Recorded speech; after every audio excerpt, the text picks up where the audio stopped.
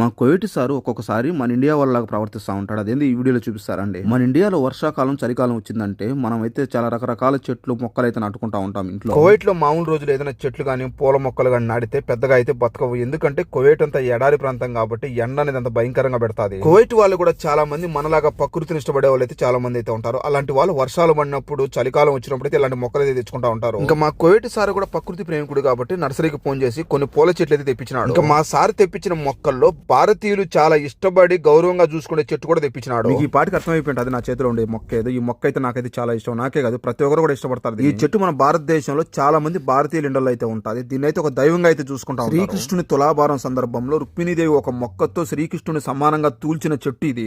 ఇంకా చాలా పూల చెట్లు అయితే తెచ్చారు. అయితే చూడండి చెడుమూలు చెట్లు. ఇవైతే మన ఇండియా వాళ్ళు చాలా ఇష్టపడతా ఉంటారు. స్మెల్ అయితే భలే వస్తూ ఉంటది. ఇటు పూలు గానీ ఆకులు గానీ. ఇంక ఈ చెట్లు ఇలా వాతావరణం చల్లగా ఉన్నంత వరకు బతుకుతాయి. ఎప్పుడైతే ఎండ స్టార్ట్ అయిందో ఆ ఎండకైతే వాడిపోయి చచ్చిపోతా ఉంటాయి.